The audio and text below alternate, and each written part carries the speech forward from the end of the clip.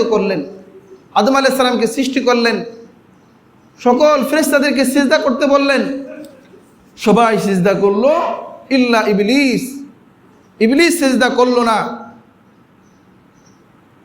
তো আল্লাহ তাআলা তাকে জিজ্ঞাসা করলেন, ইয়া ইবলিস মা মানাকা আন তাসজুদা লিমা খালাকতু বিয়াদাইয়া। হে ইবলিস, আমি যাকে স্বহস্তে সৃষ্টি করেছি, আদমকে সৃষ্টি করেছি, তাকে সিজদা করতে তোমাকে কে বারণ করলো, কে নিষেধ করেছে? আস্তাকবারতা, তুমি কি তাকাব্বুরি করছো? আম কুনতা মিনাল আলিন, অথবা নিজেকে বড় মনে করতেছো, সুউচ্চ মনে করতেছো? তোমার ব্যাপার কি? সে বলল, ক্বাল আনা খায়রুম মিন খলাকতানি মিন নারিন ওয়া খলাকতাহু মিন তিন। সে লজিক পেশ করলো, হে আল্লাহ, তুমি আমাকে আগুন থেকে সৃষ্টি করেছো আর আদমকে সৃষ্টি করেছো মাটি থেকে।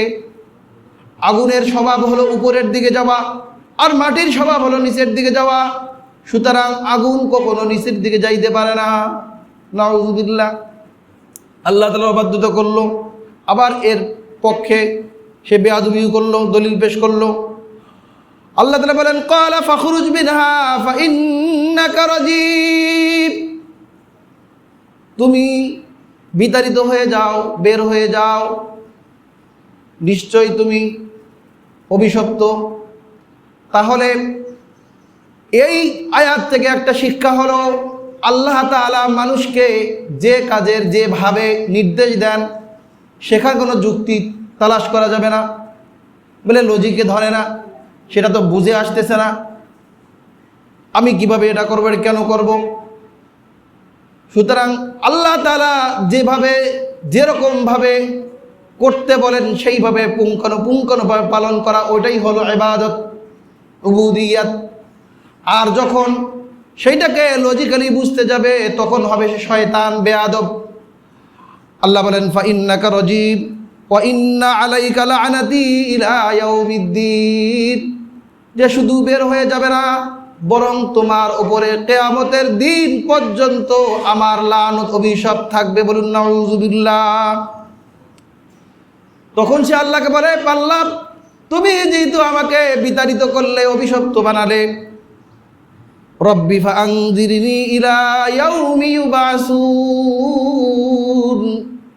তাহলে আমাকে পুনরায় জীবিত করার দিন, কিয়ামতের দিন পর্যন্ত আমাকে তুমি অবকাশ দাও, হায়াত দাও। আল্লাহ বলেন, ফাইন্নাকা মিনাল মুনজারিন, যাও যাও, তোমাকে আমি অবকাশ দিয়ে দিলাম, তবে ইলা ইয়াউমিল ওয়াক্তিল মা'লুম, নির্ধারিত সময় পর্যন্ত। সে আল্লাহ তাআলা থেকে হায়াত চাইলো হাসরের দিন পর্যন্ত, কিয়ামত পর্যন্ত। আল্লাহ তাআলা তাকে হাসরের দিন পর্যন্ত দিলেন না, বরং নির্ধারিত সময় পর্যন্ত, মানে সিংগায় ফুৎকার দেওয়ার আগ পর্যন্ত। কারণ ওই সময় সবাইকে মৃত্যুবরণ করতে হবে, কিয়ামত পর্যন্ত সে হায়াত পেল না। এরপরে বলে, ক্বালা ফাবিইজ্জাতিকা, আল্লাহ তোমার প্রতাপে শপথ, সম্মানের শপথ, ইজ্জতের শপথ, লাউগুবিয়ান্নাহুম আজমাইন। এই আদমের কারণে আমি আজকে অভিশপ্ত হলাম, যার কারণে আমি জান্নাত থেকে বের হলাম, বিতাড়িত হলাম। আমি তোমার শপথ করে বলতেছি, অবশ্যই অবশ্যই অবশ্যই আমি তাদেরকে পথভ্রষ্ট করব। বলুন নাউযুবিল্লাহ।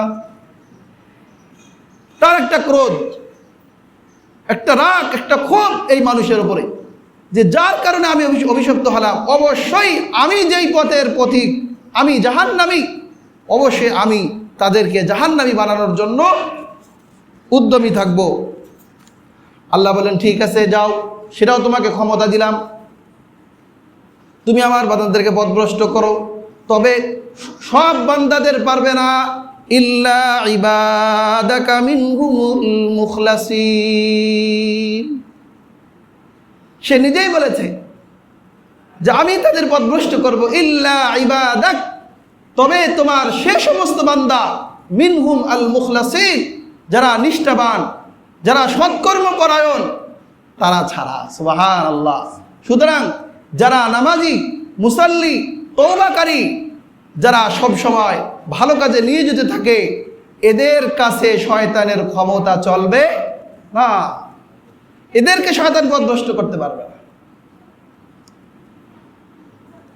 আল্লাহ বলেন ক্বালা ফাল হাক্কু ওয়াল হাক্কা আকুল, হ্যাঁ কথা সত্য আর আমি তো সত্যই বলি, তবে এটা স্মরণ রাখো, লাআমলাআন্না জাহান্নামা মিনকা, অবশ্যই অবশ্যই আমি তোমাকে দিয়ে জাহান্নাম পূর্ণ করব, ওয়া মিম্মান তাবিআকা মিনহুম আজমাইন, আর ওই সমস্ত ব্যক্তিদের দিয়ে জাহান্নাম পূর্ণ করব যারা তোমার অনুসারী হবে।